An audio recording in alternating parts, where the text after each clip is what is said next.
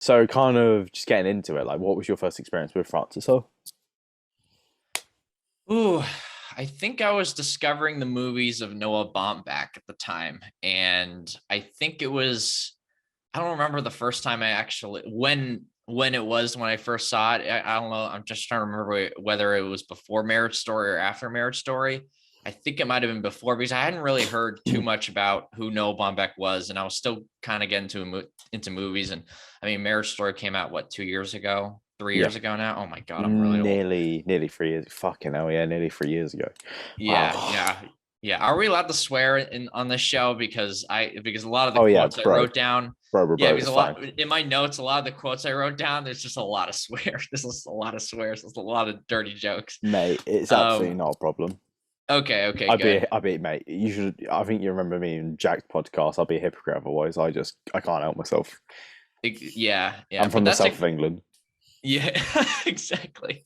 That's a good question though. I'm just trying to remember. It was probably before I saw Marriage Story, and when I just saw this movie, it was just like the environment of it, the tone of it, the I don't know. There's just a way Baumbach makes his movies, and really, I yes, this is a movie directed by Noah Baumbach. We're gonna get into this, and written by Noah Baumbach, but Greta Gerwig co-writes the movie, and I think that's a very, very key distinction here because this movie kind of changes Noah Baumbach's career and is completely different than almost all of his movies from that came before this one.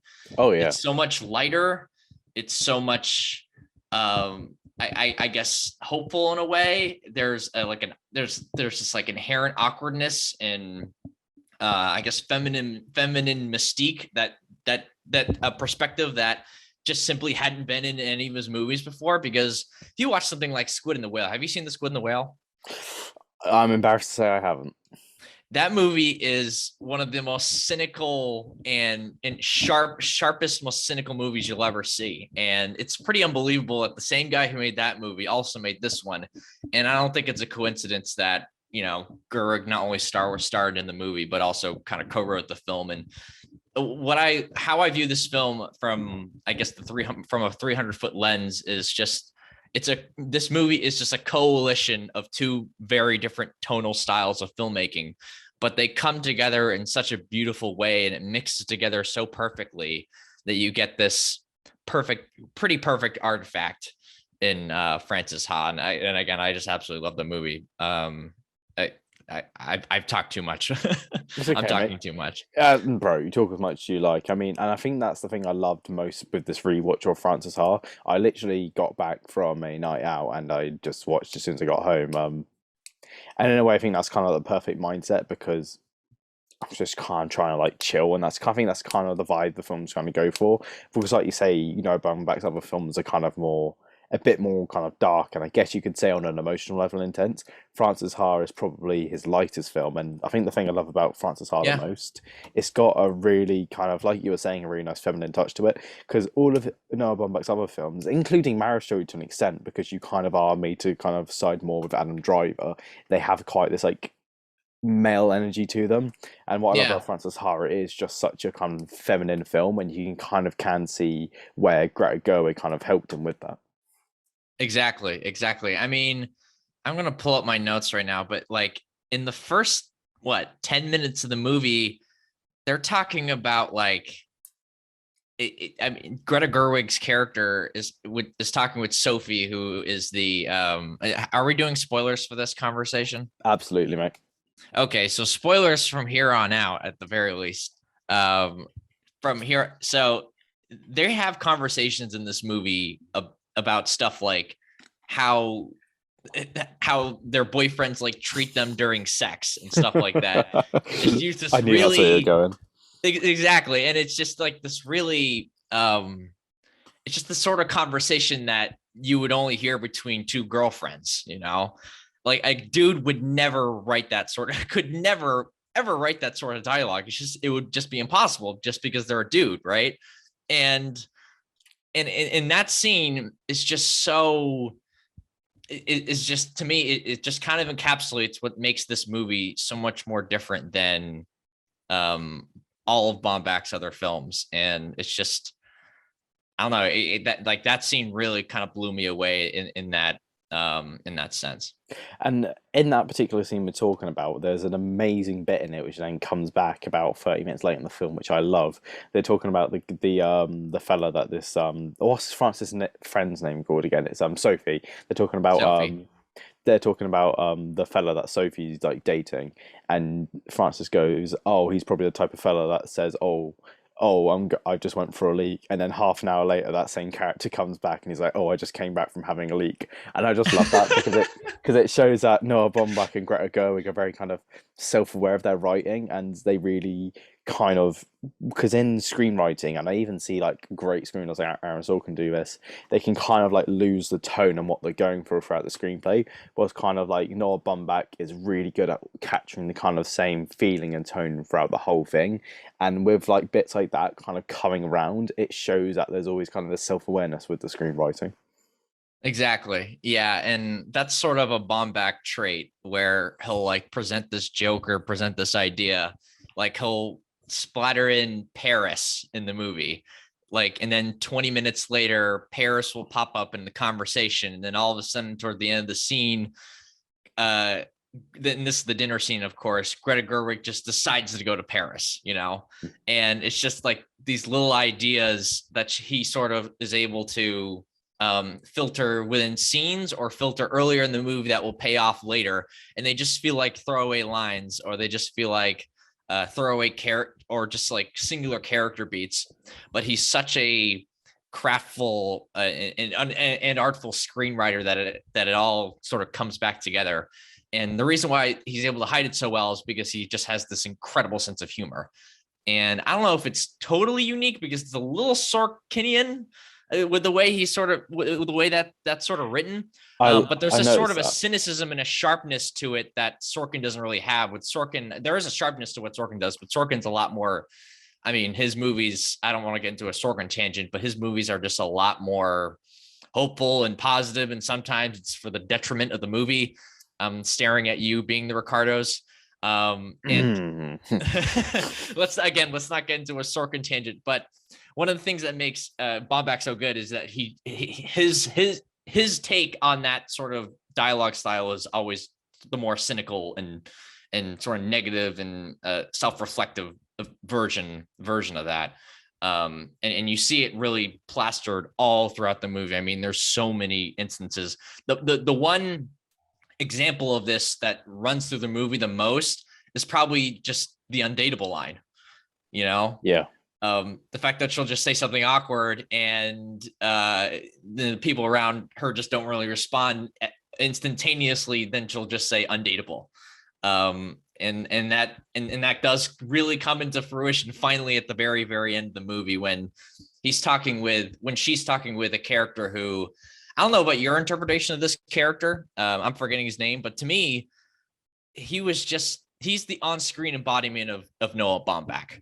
And I kind of want to like get into that sort of idea. I don't know if that sort of came across to you, but like after rewatching this movie, it just seems so obvious that this is Noah Baumbach. But Are a you talking character about? playing Noah Baumbach. Are you talking about the fella who's like known for being a bit of a bullshitter by Adam Driver's character, the one who says stuff like, "Oh, I've just done an audio piece for SNL." Yeah. Yeah. I mean, not the character kind of looks like Noah Baumbach, like a younger version of Noah Baumbach. He's working on a spec script for what was it? It was like Crudes 3 or something like that. Let me try to open up my notes as to like exactly it's exactly what it was. I'm having trouble finding it right now, but it's, I mean, the fact that he's like a writer, a screenwriter, kind of negative, kind of into this Greta Gerwig character, extremely self-aware, and he even looks like Baumbach. To me, it's just such an obvious like one-to-one comparison, and I mean, it makes sense, right? Those two kind of developed their relationship off screen, Gerwig and Baumbach, kind of after this movie, and I think like their relationship, not just as screenwriters, but as like human beings, really comes through in this movie. If you have that context in the back of your head while watching the film, it makes the film even more enjoyable given that everything that's happening and even in all the dialogue just feels so raw and emotional because it actually is raw and emotional. It's not just made up. And you can tell that they both wrote it together because the kind of emotional development that you see with those characters in the film is basically what was happening to them in real life.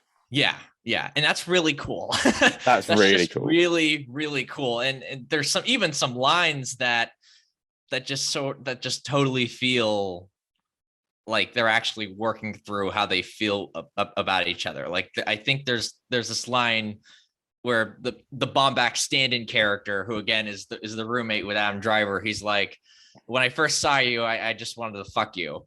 But now we're too good of friends, so now we can't do that. You know what I mean? And then at Yeah. the very end, of course, he gets really, really nervous after not seeing her after a while. And I just felt like maybe that isn't like one for one what happened in real life, but from an emotional standpoint, it definitely feels like that, like on the like really, really on the nose. So does that, am I making stuff up or does that make sense to you? It makes perfect sense. And honestly, the best thing about Francis Ha after rewatching it today, and the thing that I think I love about it most, is I think the characters, Francis in particular, are just perfect. I love how for such a short film, um, Frances Ha feels you really within the first 10 minutes, you just really understand her. Kind of she's this fragile woman who tries to put herself like forward as confident by kind of like dating, even though you can kind of see it's not her thing, by smoking, by drinking, despite the fact really all she is kind of a very kind of expressive woman who just wants to live her dream as a dancer. Yeah, yeah, exactly. And it's such a strong movie about, trying to figure out where you are in the world at 27 years old or in your mid to late 20s, and you're not in college anymore. You're getting to an age where people sort of expect you to settle down and kind of have a more, I wouldn't say conventional job, right? And then she's just trying to, because life has gone, I don't say so fast for her, but life has been so comfortable for her that she doesn't, but it's not until her roommate leaves her that she realizes that, oh crap, it's not, I'm not in this comfortable safe place anymore. I need responsibility. I don't have any money. This dancing gig, this dancing life, this being trying to be a professional dancer, that's not working out for me. I mean, just I have to move from place to place to place all the time. I can't hold down a simple relationship. Like all these things that kind of signify from I guess from an outside perspective, like a normal like person in their late 20s trying to settle down in life. She's doing the opposite, either actively or it's just happening to her without her even trying. So that sort of tension within the movie is the thing that I guess gives it stakes. It's not, you're not just watching someone throw away their life and it feels kind of weird and aloof, right? That there's like, that's sort of the thing that sort of grounds the movie and kind of is the Noah Baumbach angle, like the slightly more cynical angle, that combines so well with Gerwig just randomly dancing around and saying crazy stuff and getting drunk. And again, it's like those two tones that just marry so beautifully. And I think for somebody like our age, this story of a woman who's kind of 27, she's getting to that point now where she has to figure life out a bit, but she has this passion. It's really relatable. Like for me personally, like I've been kind of progressing through work quite quick. And I want anyone who's listening at work now, I love and appreciate my job and I don't want you to fire me, but like I've been progressing at work, but in my life I've always had this dream, but now I'm kind of steering so much like this way, and it can be really intense and stressful knowing whether you should dump this all and kind of go for that, or whether you should appreciate that this isn't working and just kind of move on. Yeah, yeah. And in the end of the movie, it kind of tries to go both ways, right? Because she's still in the company, but she's more of a director and an organizer than an actual Yeah. dancer, and she might have and then that sort of, and being able to actually kind of settle down into that one thing, the thing that was presented to her a little earlier in the film, and actually kind of accept her reality in a way like that. Her acceptance is what actually kind of gets her through that thing, which is which is kind of an interesting ending, in a way, because Yeah. it's not like, oh, all of a sudden there's this breakthrough as she had as a dancer, or it wasn't like, because it's hard to say. I think this movie has a hopeful ending, but I don't know if it's totally a positive ending. Do you know I what I was gonna mean? say, I think it's very bittersweet because, like, yeah, on one hand, she's now a bit more secure in life and she's found her ground, but then at the same time, she's just this dream that she's had throughout the whole film is now just kind of gone, and she's just taken an office job with the agency. It's definitely more sweet than sour, because I mean, she does direct the final play, and it's like really good, and it does reflect her personality, just sort of the strange choreography of that entire final dance. Does that make sense? Yeah, And so it definitely works on that level, and it definitely envisions this brighter future for this character, which is again something that Baumbach just didn't really do in his earlier movies, and has shifted away from that dramatically in this movie, and then slowly has done so with each film, including Marriage Story. When I think we're going to talk about the movie even more, as our conversation deepens. But yeah, it's just I found it to be a really, really interesting ending. I kind of forgot sort of where I knew how it landed, but I forgot like sort of how it felt when it landed. You know what I mean? and like you said, I love how it kind of ends on a really subtle and quiet note. Like it kind of just the end kind of like dwindles upon you. It's not like she doesn't get like some like great like director doesn't discover her and she becomes like the number one dancer in the world. Like I like how the film almost has a message of like sometimes in life you won't achieve the exact dream you wanted, but you can do something else and still be happy. Yeah, yeah, exactly. And it's obviously it's a movie about finding happiness, finding that inner peace, and she really spends the almost for like an hour of the movie just trying to find that, especially after her roommate Sophie decides to leave the room, no longer be her roommate, and like that's the thing, that's the moment that sort of sets this whole movie in motion.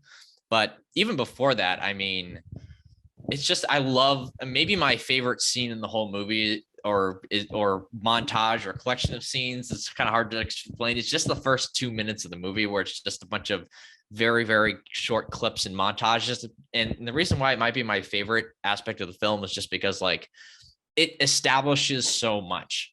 It establishes both these characters without knowing their names.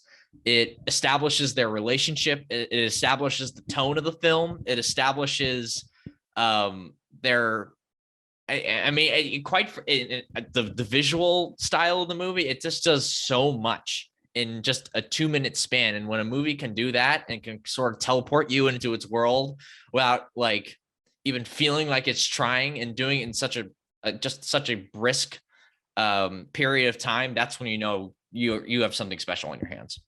Oh yeah. And that's kind of the and something just kind of like near like kind of stay back to the start. Something that Noah Baumbach and Greta Gerwig have this immensely talented skill at, which I will be forever jealous of as somebody who was an aspiring screenwriter at one point. They make setting up characters through dialogue just looks so easy. Like this is an hour and 22 film, and all of the characters kind of get established and we know what they are and what they're about and where Greta stands with where sorry Francis stands with them within like the first 20 minutes. Yeah. Yeah, I mean, really, the first 2 minutes we understand, and I wrote about this a lot in my notes. Just we just know what the core of the movie is. That their relationship between these two characters is really, I would say that's probably the heart of the movie. Everything that goes on between Francis and Sophie, I'd say. And I know Sophie goes in and out of the movie, but she's the one character who is in the opening scene and is in pretty much the last scene of the film. The movie's about Francis, but her relationship to but Francis's ideas about her own life and perspective on her own life is all through what Sophie's doing, right?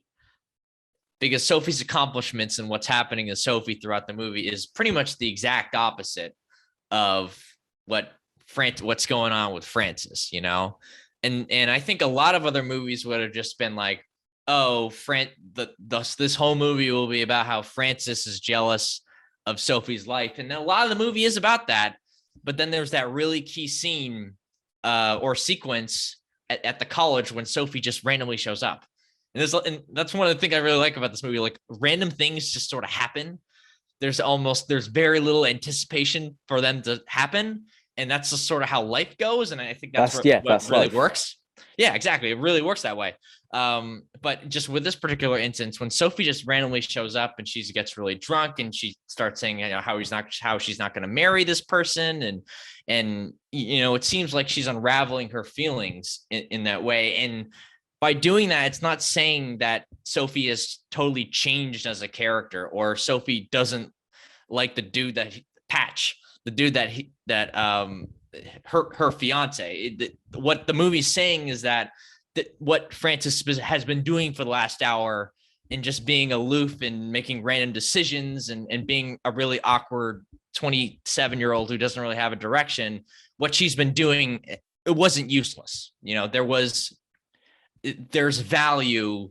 There's a strange value into what she was doing and how she was sort of living her life, because deep down inside, as much as having that stability is the more objective right thing to do, it isn't necessarily the only thing you should do. Does that make sense?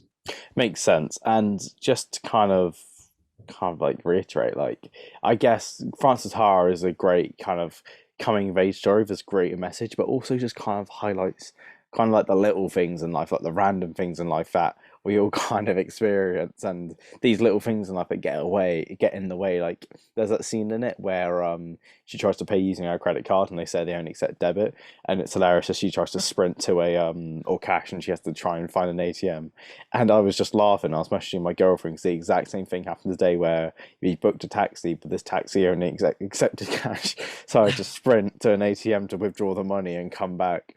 And it just goes to show just kind of how real and grounded Noah Baumbach is with his writing, and how he really just likes to kind of write about life and how great and how shitty life can be at the same time.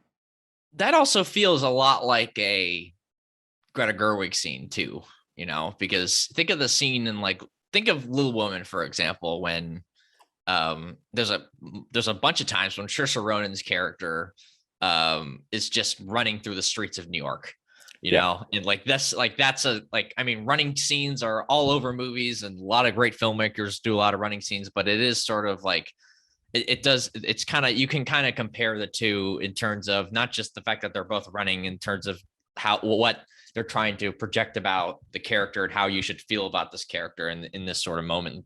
Tonally, they're similar. But I think the sign of a great filmmaker is that they're able to go on kind of what seems and feels like this totally random tangent, but the movie has enough space to have a scene like that because it establishes these really core things about our characters and about the movie itself so early on, right? Just kind of go back to those first couple minutes when it establishes so many of these things, and then now, because it's done all the dirty work early on and doing it really well and seamlessly, by the way, it has room to have scenes like that when the Greta Gerwig character, Frances Ha, is literally like, oh wait, I need cash, so I'm just gonna book out of here and start sprinting to the nearest ATM, and it's going to take much longer than it should, and I'm going to fall on the way back, and all these sort of natural things and all these like little quirks that sort of get us even more attached to our character and into the film. Greta Gerwig also has a thing for that, where she kind of likes to make big scenes out of these like little natural things happen in life. Like Little Women is a great example. Like when Saoirse Ronan, there's that bit in it at the end of Saoirse Ronan where like it's very overly dramatic, but it's meant to be, where like she's chasing after this one guy she wants to be with, or like in like Ladybird when she turns 18 and all she wants to do is like buy a pack of cigarettes and a magazine. Yeah. They clearly care a lot about kind of what it means to live a life, I guess you could say, Yeah. and Yeah. kind of the emotional And journey of it all. yeah, and it kind of adds another element. Again, it adds like a natural element to the characters. They don't feel like they're following a plot or they're following a script. They don't feel like that, they're not there, or even following a certain genre of a way of like how, like the the regular character arc of, say, an action hero or a thriller. What it does is that it just creates it brings the character to life, by having these extremely natural and kind of random moments. It makes us feel that the character is a person and not um and not this other thing. Do you know what I'm trying to say? Or an archetype.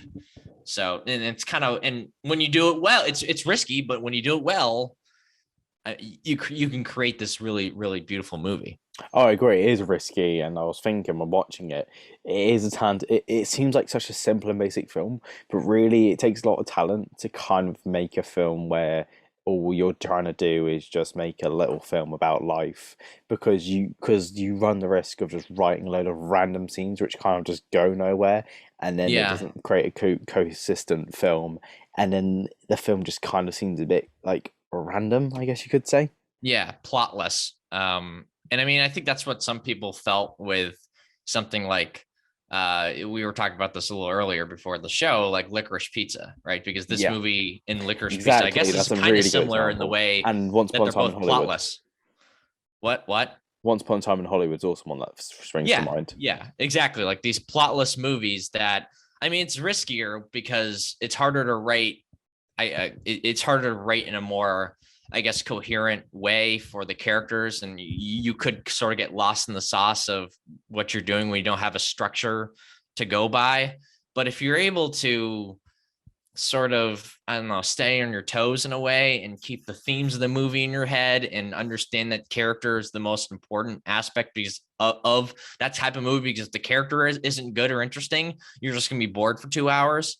But if you can create them in this sort of unique light while also shed your ideas onto them, you can create, I mean, the ceiling of your movie, you can blast right through it because you're not going by the conventions of a normal plot driven movie. Does Yeah, that make sense? Yeah, you know what I mean? makes perfect sense. And things with audiences, I think, and even critics to an extent, they do sometimes struggle with plotless films because they kind of don't know like what to make of it or how you're meant to feel about it. Like it reminds me of how not everyone's overwhelmed by Licorice Pizza, how people had a hard time Once Upon a Time in Hollywood. The only like plotless film out there that I can think of which everybody just adores is like Pulp Fiction.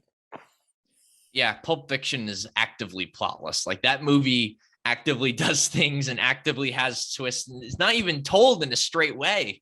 Yeah, I think there was a plot there, and then Quentin, or maybe there. I guess if you could put it in order, there might actually be a plot there. But then he literally decided, let's move the third act and make it the first act, and and do all these like machinations, sort of like that. But that is a good example. But I mean, there obviously are tons of other sort of quote unquote plotless movies, but they're not really coming to my head.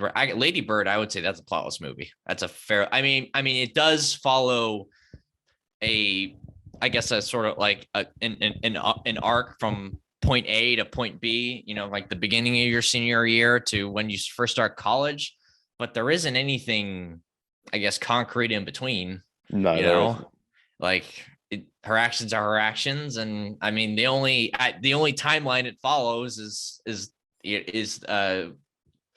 again like the school days, like, so I don't know, it's just again, that's another Greta Gerwig film, and I think it's brilliant. I mean, Greta Gerwig, I don't know, but to me, she's one of my favorite filmmakers and people in Hollywood. Period. I mean, Oh, I love Greg Philbrook. I think Little Women's a 5-star movie. I think Lady Bird's a 5-star movie. I think this is a 5-star movie. I just have so much respect, and just the way she's able to, I guess, shine a light on characters and her tone. And there's this constant optimism, but there's enough thoughtfulness and pessimism that it isn't, you're not watching like a kid's movie. So there's just like, I don't know, the way she's able to just combine everything. It's just really hard to sort of describe what attracts me to her films and her filmmaking. Something I want to ask everybody's seen this. Like, what did you make of it being in black and white? Because I was watching it and I was trying to, I can't say I already had a problem with it, but at the same time, I was trying to figure out why it is black and white, like why they made that kind of creative decision. You know what? I honestly have trouble figuring out exactly why it was black and white, but I think it's probably the most beautiful movie Baumbach has made. Oh, I think just yeah. visually, it's so striking, and it's one of the reasons why I think this is a 5-star movie and a perfect film. It's just because I don't know, maybe one of I guess one idea just now off the top of my head is why this might have been a black and white movie is because I mean, Baumbach was what made in his early 40s, late 30s when he made this film, and maybe he's kind of shooting this from a perspective of, of like a past, of like, of like a memory almost, like this was my history, Yeah. and kind of projecting that onto like a different female character and putting a twist on it, right? But I don't know. To me, it just works visually. I just think this is such a beautiful, striking movie. It's also very obviously shot in film as well, which I think that was definitely sort of a choice that it made. I absolutely love that. I loved it. Well, I loved it as well. It creates this even more sort of tactile feel to the film, um, and it just works really perfectly. And again, I think this is the best movie visually he's ever made. He's a very underrated technical director. He makes a lot of very subtle decisions with the way he shoots scenes, some of the lighting. Like in Marriage Story, he shoots Los Angeles incredibly ugly, and he shoots New York very beautifully, and it's like a really obvious um insight into his thoughts of Los Angeles, because he of course is a big New York person. A lot of this movie is shot in New York. Francis Ha, that is. And I don't know. I just if you can shoot New York beautifully, you're probably a really good filmmaker, because there's so many of the great filmmakers have shot in New York in completely different ways, but none of them are wrong. Like Spike Lee shoots in New York completely different than Woody Allen does, and it's still incredible to look at. And this movie kind of puts its own spin onto that as well. So I don't know. I just think this is the best movie visually he's ever made. I know it's a much more basic answer, but maybe the film's self-aware of the fact it's like a simpler film, so kind of black and white, kind of what's the word? Foreshadows that. Hmm. Yeah, that's interesting. I don't know.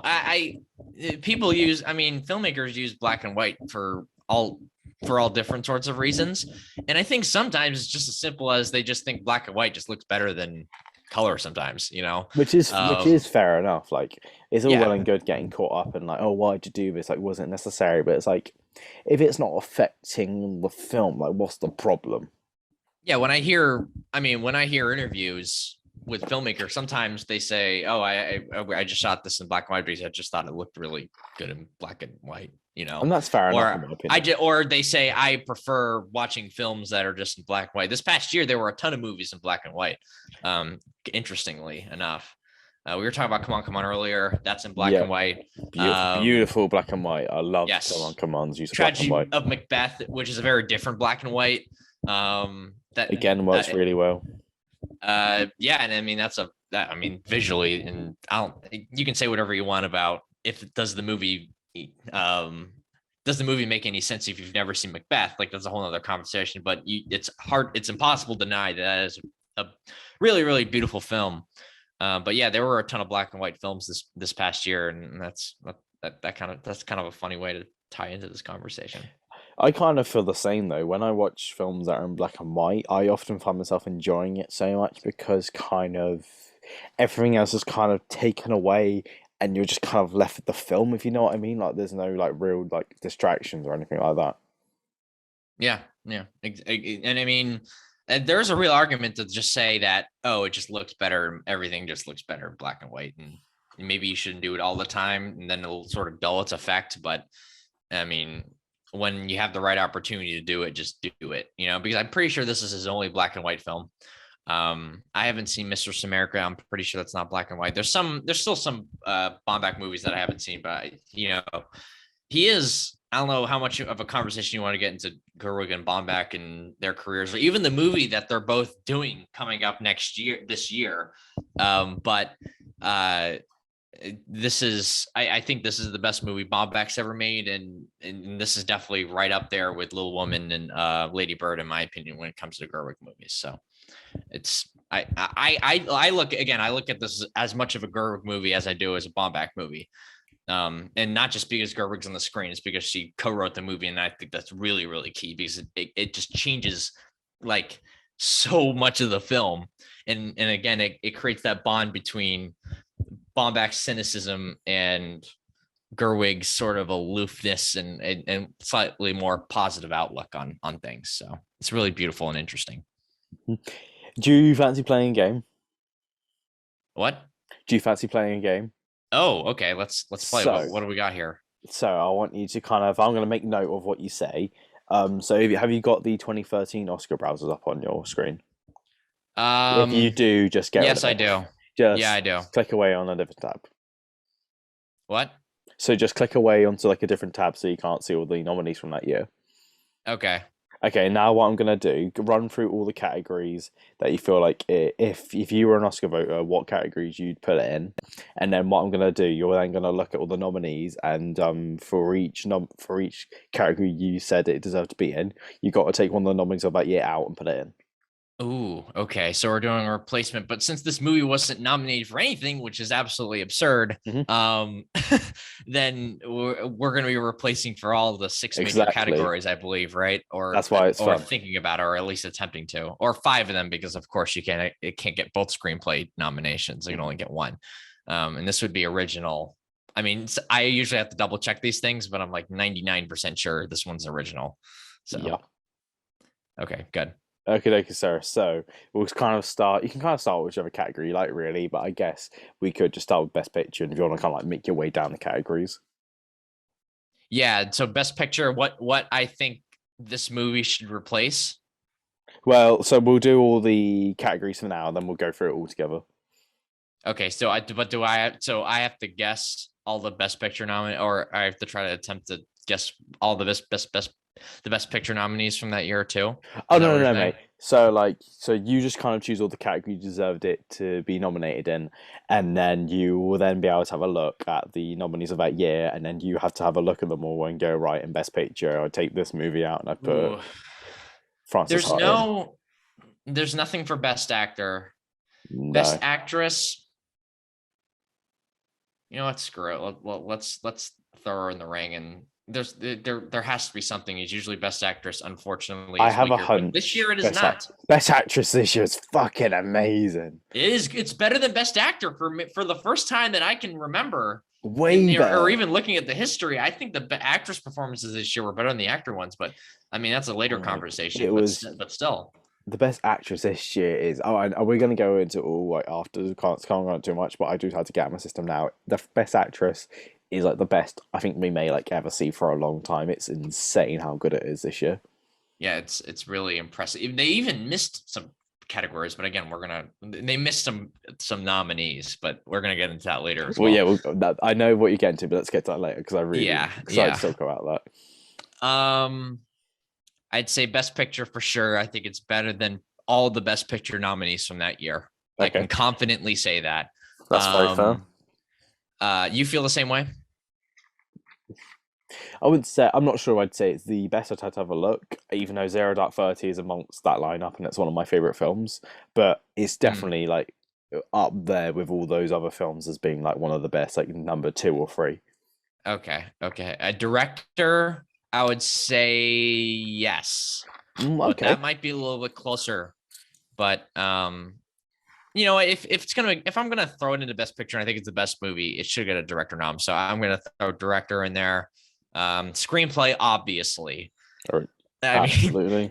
That is a slam dunk. I'd say best actress, yes. And there's no lead actor role really. So I think I'm gonna, but supporting actress is the one that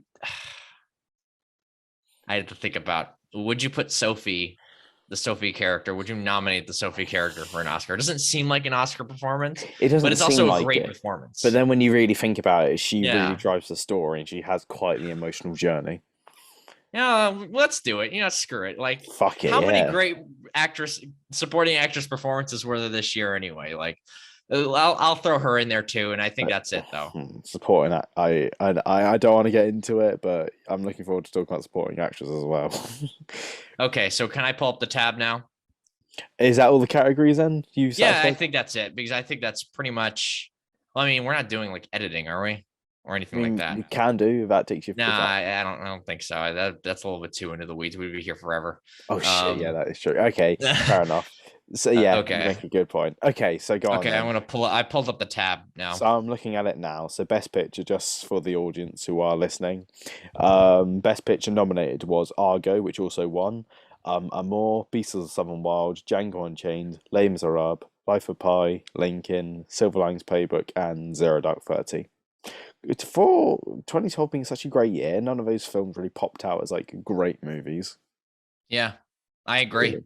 If I'm being, I think like the only one of these like films that I like really love is Zero Dark 30, and that's it. But like I really like Silver Linings Playbook and Argo and Django Unchained, but there's only one film there that I like love. I kind of want to rewatch Silver Linings Playbook, and I'm gonna do that because David O. Russell's finally coming out with a movie this coming year. Oh So yeah, I he think is. it is a good time to sort of revisit that movie because it was so popular at the time. Um, and I respect most, if not all, of these movies. Actually, this is actually a pretty stable group of nominees compared to some of the other years that are around this time. Mhm. Given that this was an era before they really diversified the Academy.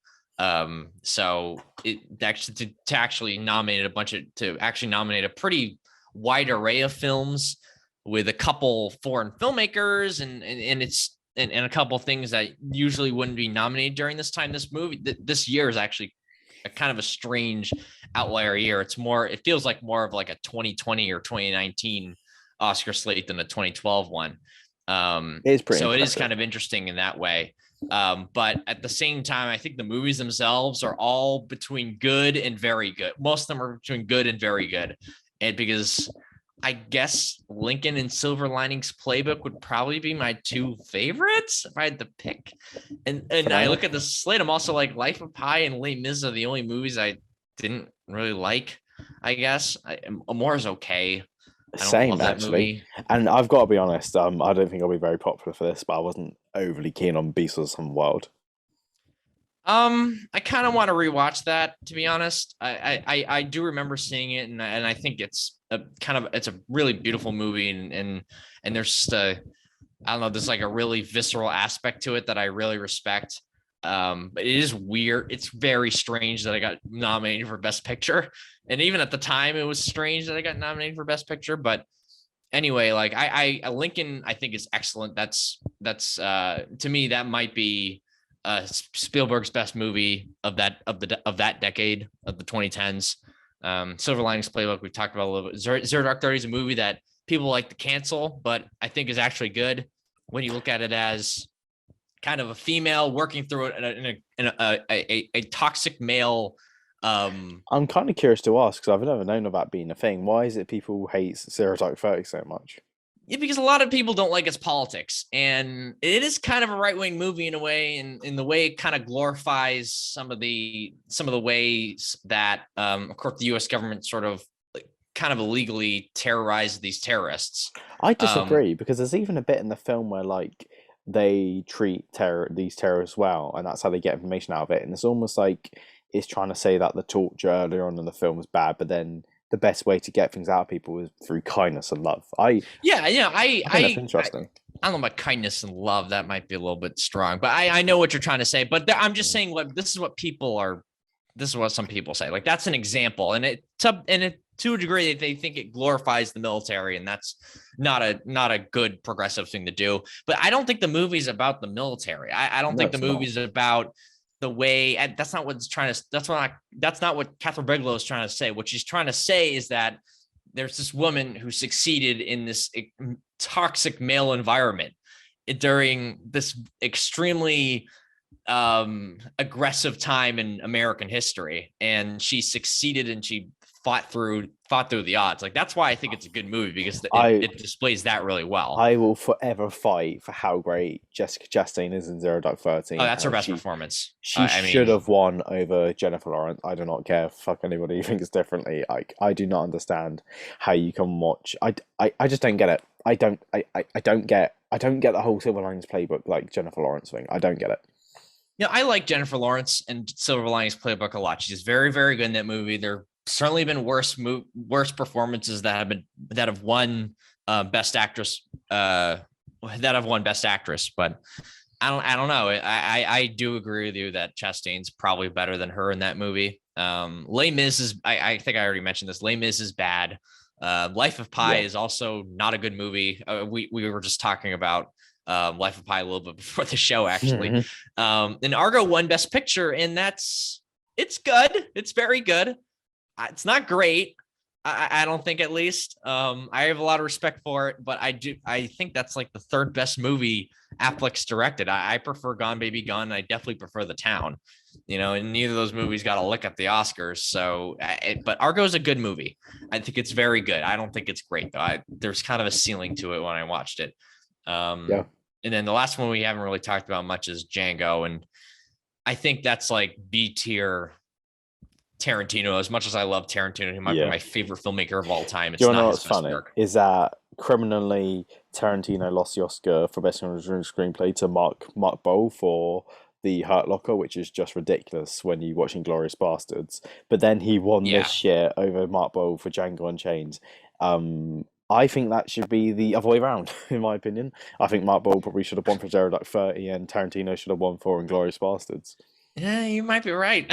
So that's really strange that it works, because it's not like, the Oscars love giving Tarantino screenplay awards, but not like director or best picture. Yeah. They like giving him like, oh, you do good work, but you're not, but it's too radical for us. Let's give the Talkie Man original screenplay. Yeah, like let's give him this thing, like the Spike Lee getting best like screenplay for Black Klansman, for example. It's like, oh, you've waited for a while and congratulations, you're great at your work, but what you're doing just isn't quite for the Oscars and the Oscars taste. Like Get Out winning best screenplay was the classic example of this, because some people thought it had an outside chance of actually winning best picture, and the reality is it never did. But it won screenplay. It sort of like as an acknowledgement of like, good job, kid. You'll be back here later. Then we'll reward you after you sort of earn your way through the industry, which again, none of that logic makes any sort of sense. But hopefully that's changing now with the way they're again diversifying and growing the Academy, and you kind of see the nominees now. I do agree, it's definitely changing, but I think before best, all the screenplay categories are more kind of like a we respect your film or award type of thing. Yeah, exactly.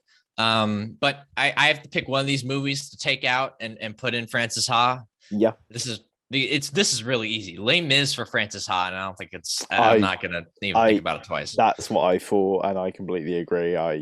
Les Mis is a pretty weak nominee for Best Picture, I will be honest. I'm not a Tom Hooper fan. I've said this. I said this on our old radio show in college. I was saying this before Cats came out. I don't vibe with this guy. I just think he's a pretty vanilla filmmaker who thinks his films are more complex than they actually are. Visually, they're fine. They're not great. And I don't know. There's a dissonance between what's actually on screen and how he sort of views his screenplays in his movies. I think The King's Speech is probably the best thing he's done. I think that's actually a pretty good movie.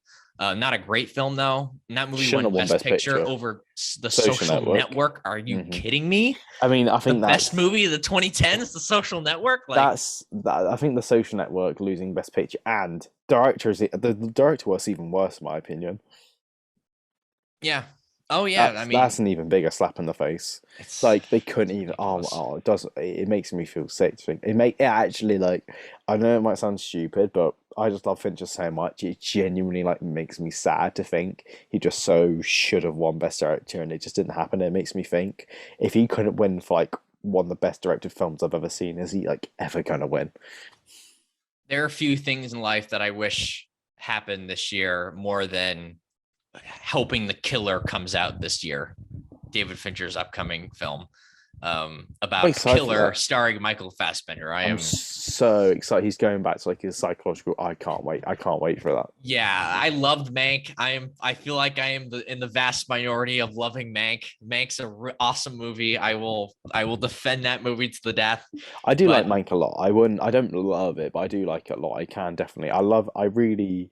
I've seen it a few times. A lot of people say it's not very rewatchable, but I've got to say I do find it rewatchable. I find it incredibly to watch. I thought it was a lot better on the second watch. The first watch I thought it was okay. Oh, this is good, but not great. And then the second time I watched, I'm like, wow, this is actually another masterpiece from David Fincher, arguably the best living filmmaker right now. Yeah. But anyway, let's try to get the train a little bit more on the tracks Yes. here. So moving on to you, best director. So we have Ang Lee who won Flight for Pie. Michael Haneke for More, Ben Zeitlin for Beasts of Some Wild, Steven Spielberg for Lincoln, and David Russell for Simulings Playbook. This was the crazy year where Ben Affleck, who went everywhere else, got snubbed for the director nomination, and where I feel like such a dick. What's the female director of Series Art 30 called? Catherine Bigelow. Catherine Bigelow, that's it. Catherine Bigelow also got snubbed when she was nominated everywhere. So the Academy had it pretty rough this year. So I think in a way it might even be easier for you to decide who you would take out of Best Director. I think Haneke actually does a pretty good job of directing Amore, which is that sounds like a strange thing to say because Amore is just like okay. Who would I take out here? I think I know who I would. I think it's Ang Lee. I know he won, but I think it's Ang Lee. Fair enough. I would say Ang Lee. Ang Lee is probably my second. I might actually go with Ben Zeitlin for Beasts of Some Wild. I don't know. I don't have a great feel for that movie, so I just wasn't confident in saying let's take this out. I've seen it, but it was just like I kind of saw it on a crappy screen, and it was like 4 years ago, 5 years ago, even. Like I don't have a great feel for that film, but Life of Pi, I don't know. I don't think the visual palette Ang Lee has sort of fits really well with the story, and it's kind of not a clunky story, but it's like it's a really overly cheesy kind of movie. Not cheesy, but overly, I don't know, kind of overdone. I don't know. I just didn't respond to that movie really at all, and it's really strange that he won for that movie. Like, what the heck? It just doesn't make any sense, especially since he won for Brokeback Mountain, which is actually a really good movie. I love Brokeback Mountain. Yeah, I don't know if I quite love it quite as much as other people do. It's probably a little bit too slow at parts for me, but it's a very powerful film. But if I had to take out one guy, it'd be actually the person who won. It would be Ang Lee for sure. Yeah, he would be my second. So shall we move on to Best Actress? Yeah, let's do. So your winner for that year, as we were discussing, was Jennifer Lawrence for Silver Linings Playbook. Then we got Jessica Chastain for Zero Dark 30, Emmanuel Riva for Amour, Quvenzhané Wallis for Beasts of Some World, and Naomi Watts for The Impossible. Which one do you take out? This is hard. It's actually not a bad lineup. This is actually a pretty good lineup for Best Actress, I gotta say. Quvenzhané Wallis, that was a huge deal at the time when she got nominated, and that was a pretty incredible performance. She kind of carries the movie in a weird way, even though she was 8 years old when they shot that. Yeah, really young. Crazy. And Emmanuel Riva, she's great in Amour. She kind of has to carry the emotional weight of that movie too. So I don't know. I don't love that, but I definitely don't think it's Chastain or Lawrence. I think they both were very deserving nominees that year. I think Lawrence, you could make a case that her performance was just like kind of over the top and overly loose. And some people just flat out don't like Jennifer Lawrence as an actress. I think that's kind of an overreaction. I think she probably is a bit overrated, but I think on the whole, she's very good at her job. No, I disagree. No, yeah, I agree. I was about to say no, I disagree. No, I do agree. Like, I'm not like head over heels in love with her as an actress, but like, I think she's a perfectly good actress. I haven't got like any complaints about her. I don't want to go too much on a Jennifer Lawrence tangent, but I think a lot of the problem with her career and the reason why she has probably had more poor performances than good ones is just like some of the career choices she's either been forced to be in or she's just flat out made. Like, spending all that time making those X-Men movies really sort of hurt her in her career, I think. Like, most of those movies weren't very good, and it kind of took up any sort of space.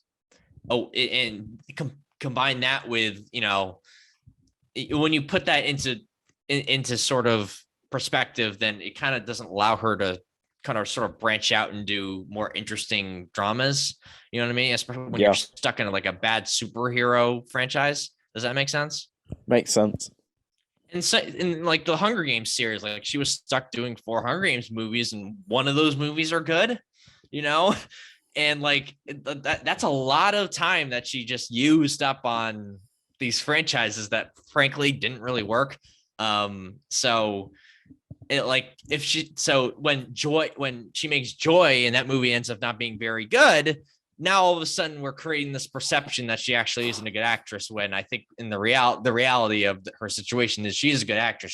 She's just been kind of saddled with this mediocre career and saddled in these mediocre movies for I'd say heck the most part of her career. Like, she hasn't had that many movies where you're like, oh wow, amazing film that was led by Jennifer Lawrence. Like, Silver Linings Playbook is like kind of an exception to the rule in a way. Oh yeah, so like I mean, it reminds me of Adam Sandler because I know it's a controversial thing to say because he does a lot of Yeah, shitty Sandler. movies. Yeah, but Sandler. That's like that is a conscious decision to just make stupid comedies with his Hmm. family on vacation. Like, he kind Yeah, of like. I mean, when you have certain priorities, like that's a little bit different situation. But I do agree that kind of the outcome is kind of similar. So I take it you're not a huge fan of Hubie Halloween. oh no, I think it's up there, The Godfather, mate. Don't know what you're talking about. It's a great film. Have a lot of I actually did see Hubie Halloween, and I have a lot of respect for that movie. It's just like it just goes for it, and it's hysterical. Maybe that's because I'm actually from the Boston area, but anyway. Anyway, shall we choose who we take out Best Actress? We haven't mentioned Naomi Watson, The Impossible. The Impossible's like sneaky good. Like, that movie's actually pretty good, Yeah. and she's great in that film. So I'm actually not gonna take her out. You know what? Ooh. People are gonna accuse me for being a hater of young actors and actresses, but I think Wallace. I'm taking out Wallace. Oh, you cruel thing. I know I'm a cruel thing, but I just think that was the weakest of the 5. If I had to pick, and even though I do have a lot of respect for all these performances, but I just think that I can't justify not putting Gerwig on this list. I just can't, because I think she's at least as good as everyone else here. Would you agree? Well, no, I definitely agree. I mean, I'd be between Quvenzhané Wallace and Naomi Watts. Um, I'd probably go with Naomi Watts though. Only just like it's not like Really? I Have you don't like. seen The Impossible? I have seen it and like she's great in it. Don't get me wrong, but like I'm just looking here. Like whilst I definitely am not behind the win, I think Jennifer Lawrence is by far and away nomination worthy. Jessica Chastain, I'd probably give the win. Emmanuel Riva's fantastic. Cavenia Wallace as a young actress completely carries that film, which is already a great film. And then it Yeah. kind of leaves Naomi Watts, and I'm kind of like, yeah, I think I had to choose. Like it doesn't like it's a really good lineup, and I don't like having to do it, but I probably would go Naomi Watts. Yeah. Do you want to feel old? Oh God, go on. This was okay. So this was the Oscars from 10 years ago. She was probably about 8 years old when that movie came out. She's probably about to graduate high school now. Think about Oh that. Jesus. I mean, how old are you? I'm 22. She's not that much younger than me. I think she's And my age. She might be like a year younger. I'm 19. I turned 20 in May. oh, you're only 19. Wow, I had no idea. We're learning Yeah. all sorts of things on the podcast. What did you think I sounded? Looked older? Or... No, I thought you were at least my age, if not older. I don't know. I Wow. just Oh sort wow. of figured that. Yeah, interesting. Well, I mean, it's interesting though, because I probably would have thought you were younger. To be fair, I think Yeah, cultures often do find it hard to like obviously you're American. I'm Yeah. I'm But I into it. look younger. I mean, everyone thinks I'm younger anyway. I don't even know if it's a culture thing and more of just like a I look young thing I do because come I do across look as young. I do come across as older though. Like I rarely get ID'd for alcohol or anything. Really? Okay. Wow, that's interesting. I mean, this Um, in this country it is 18 though, so it's a little bit yeah, easier. that's what I was about to say. Like, isn't it it's 18 over there, but it's Yeah, 21 over here. But yeah, do you want to go on? Let's move on to yeah. So supporting actress. let's I'm not get fine. carried away.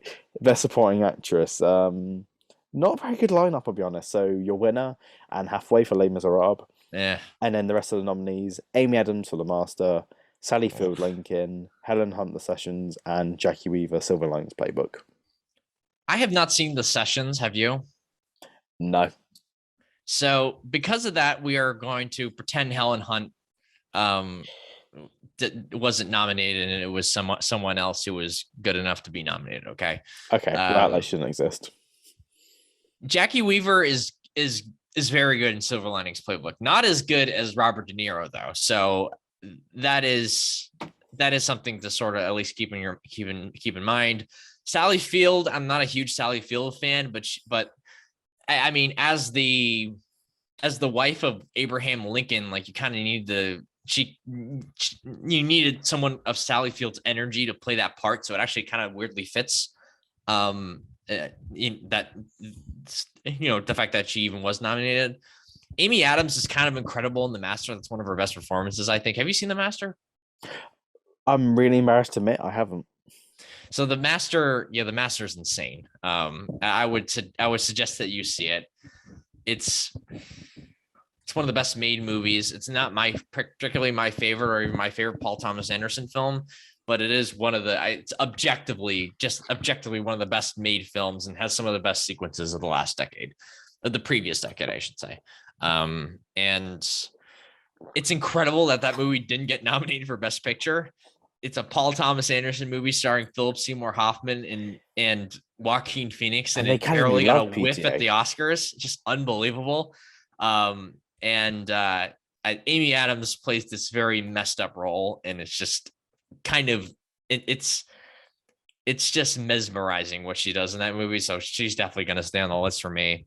Anne Hathaway and Les Mis, just no, thank you. You know what? I'm just going to take out Anne Hathaway for Les Mis. I'm going to take out the winner. Oh, To me, that's probably the worst of the performances here. You know, it's not like Jackie Weaver was incredible or Sally Field was even incredible, even though actually think Sally Field's pretty good in Lincoln. I think Anne Hathaway and Les Mis, I think nothing about that movie really works. And when in doubt, take out Les Mis, I say. And I'm going to definitely put our girl Sophie on there instead. I love how you unapologetically just don't like Les Mis and just happily take Anne Hathaway out. I mean, do you like Les Mis? I don't think you do. I don't. No, I don't. I don't like it at all. But I probably would. I'd say Anne Hathaway is probably the best thing in that film.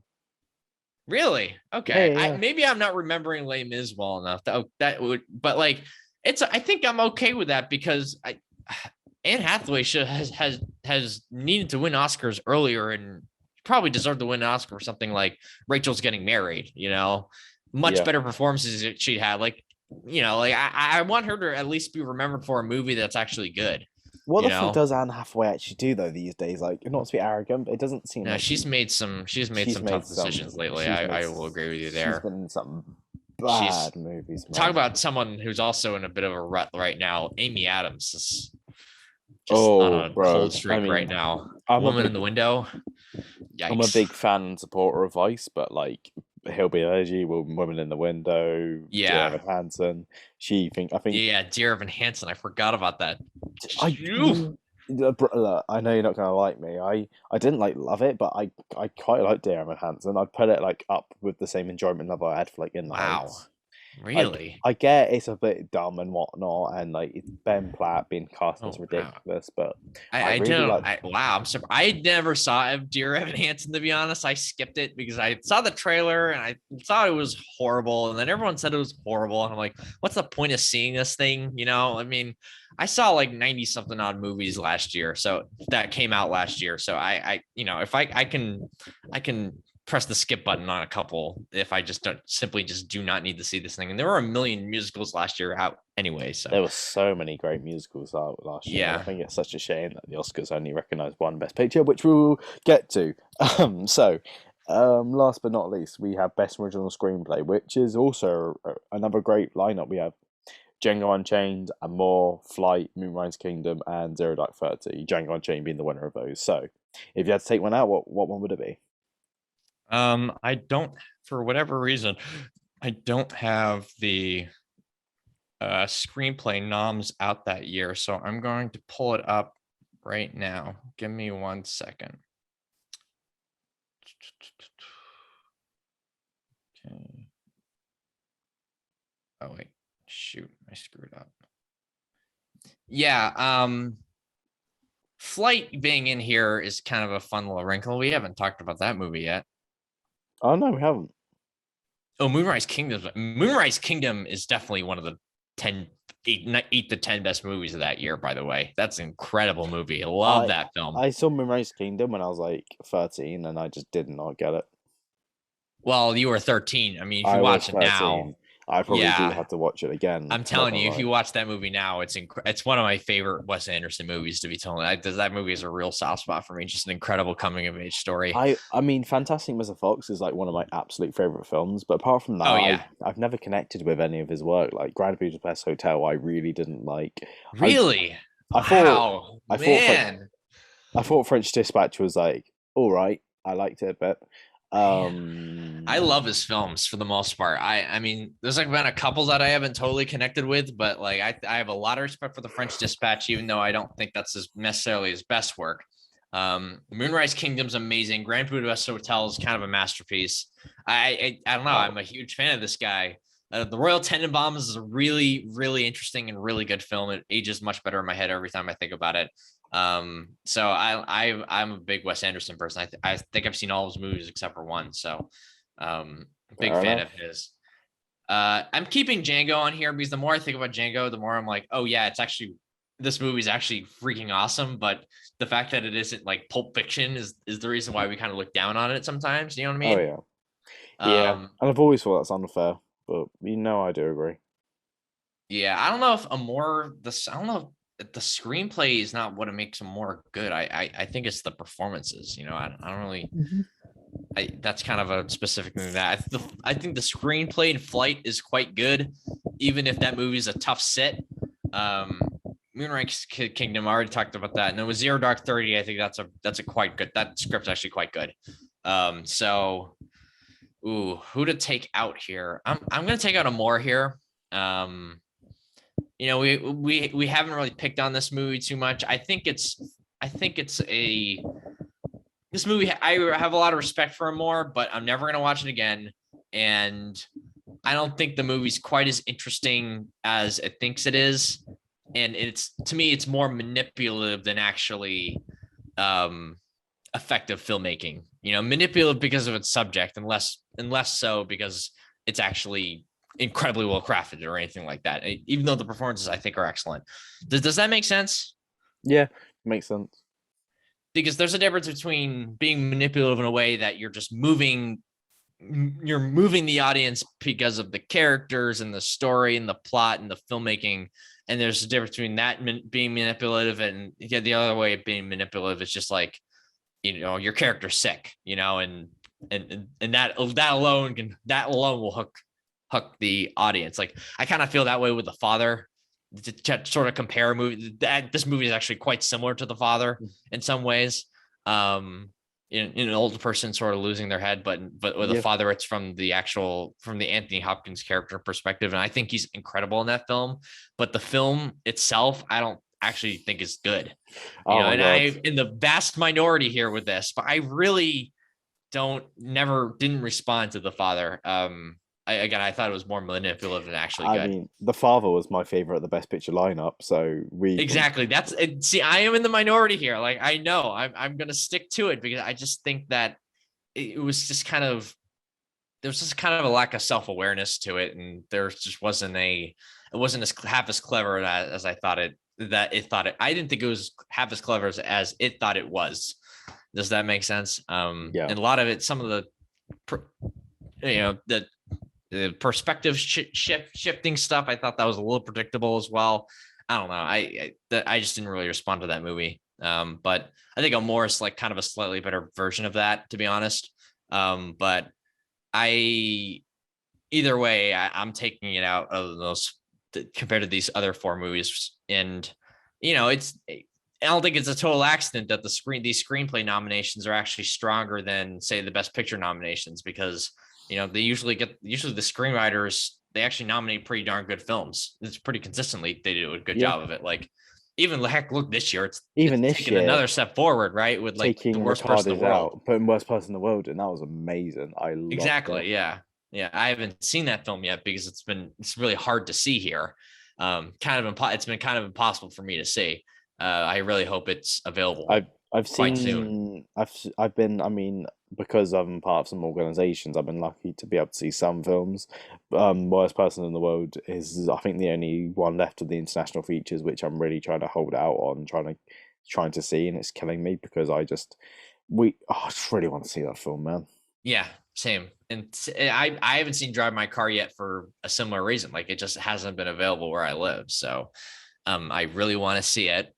I heard it's incredible, and I don't know. So that's why I was really excited to see that HBO Max picked it up. But yeah. Should I mention it now? We're getting very carried. So should we wrap up Francis Ha and move on to Oscars?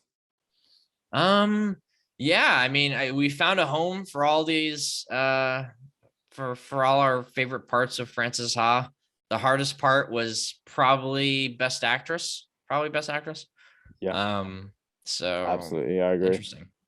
Yeah. Okay, so if you had to rate Francis Ha out of 10, what would it be, sir? I think it's a perfect movie, so 10 out of 10. Whoa, coming I in with those do 10 I out of do it more 10s. on stars than like 10 out of 10. And I mean, there's no such thing as I guess 10 and 10 out of 10. So I should probably say like 9.5. But to me, this is a 5-star movie, 5 out of 5 stars. Like Okay. honestly, like I don't know. Like we haven't talked about a single flaw about the movie because there is none. There are none. What is do you have a flaw in the movie? Can you think of one right now? Because I don't. I no, I don't. So, I don't like to say 10 out of 10 often, because I think that's for a very, very particular films. It's darn close. So, I'm feeling generous now. I'm gonna go 9 out of 10. Okay, I'm gonna stick with 9.5, something like that, because I just think it's a perfect movie and it just really blew me away.